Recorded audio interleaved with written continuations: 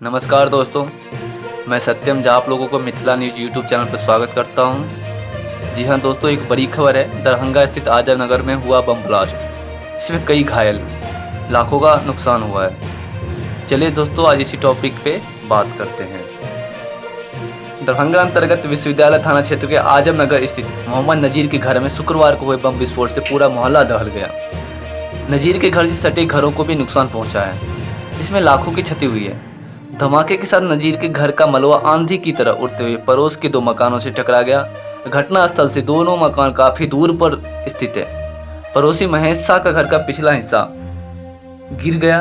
घटना के वक्त उनका पुत्र अमित बाथरूम में था, इस कारण वह बाल बाल बचा। प्रेमलाल महतो और संजीव महतो के घरों को भी काफी नुकसान पहुंचा है।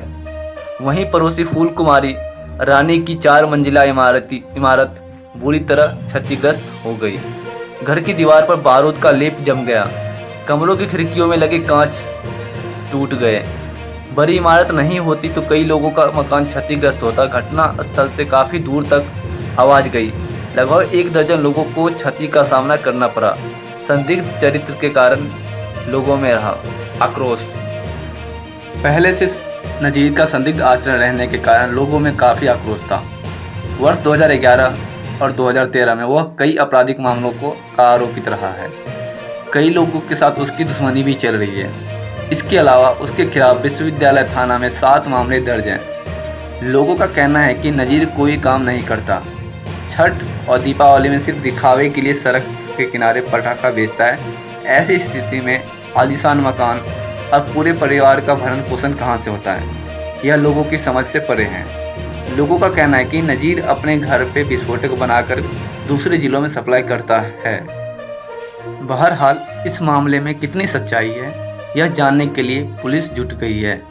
एफएसएल की टीम ने नमूना ले लिया है। देर शाम एफएसएल टीम पहुंची। घटनास्थल से कई नमूने को प्रयोगशाला में जांच करने के लिए अधिकारी सुरक्षित साथ ले गए।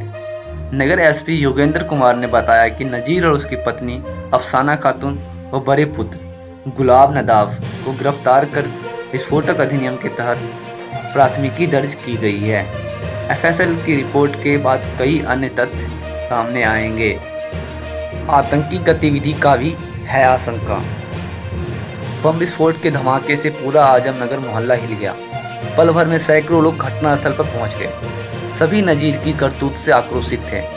लोगों का कहना था कि नजीर आतंकी गतिविधि से जुड़ा है। दरअसल उसके घर के बाहर 2 प्लेट मिला जो केन बम बनाने में इस्तेमाल किया जाता है। दोनों प्लेट से बारूदी गंध युक्त धुआं निकल रहा था। लोगों का कहना था कि वर्ष 2006 से लेकर 2010 तक इसी इलाके के आसपास हैदराबाद के दिलखुश नगर के धमाकों के मास्टरमाइंड वो इंडियन मुजाहिदीन के सरगना यासीन भटकल भी रहा था। आजमनगर से कुछ दूरी पर भटकल साइकिल मरम्मत की दुकान चलाता था। संभव है कि उस दौरान भटकल से उसकी भेंट हो। इस दिशा में भी लोग जांच करने की मांग कर रहे थे। नजीर के 3 बच्चों में एक की हालत गंभीर है। घटना में नजीर, उसकी पत्नी और बड़े पुत्र गुलाब बाल बच गए। धमाके के साथ ही तीनों घर से फरार हो गए। ये लोग किधर से भागे किसी ने नहीं देखा, लेकिन नजीर के 3 अन्य बच्चे घर के मलबे में चिल्ला रहा था, जिसे मोहल्ले के लोगों ने निकाला। 2 पुत्र शमशाद और साहिल एवं पुत्री नजराना जीवन मौत से डीएमसीएच में लड़ रहे हैं। इसमें शमशाद की हालत काफ़ी नाजुक है, वह बोलने की भी स्थिति में नहीं है। नजराना ने बताया कि वह बाल में कंघी कर रही थी। इसी बीच धमाका हुआ, जिसमें उसके सामने रखा फ्रिज ब्रस्ट कर गया।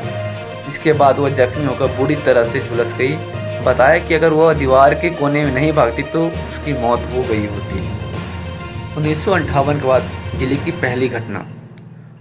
वर्ष 1958 में इसी तरह की घटना केवीटी थाना क्षेत्र के भरतपुर में घटी थी, जहां बम विस्फोट होने से सूर्यकांत झा का पूरा मकान उड़ गया था।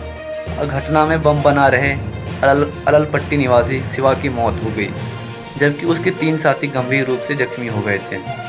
22 वर्षों बाद इसी तरह की घटना जिले में देखने को मिली है। यह धमाका भरतपुर से काफ़ी बड़ा था। भरतपुर में मात्र 1 मकान हुआ था, जबकि यहाँ आरोपित नजीर के अलावा पड़ोसी के मकान के भी क्षतिग्रस्त हुए हैं।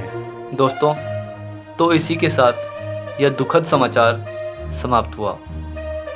लगातार अपडेट पाने के लिए चैनल को सब्सक्राइब करें और घंटे के बटन को दबाएं। इसमें आपका कोई पैसा नहीं लगेगा।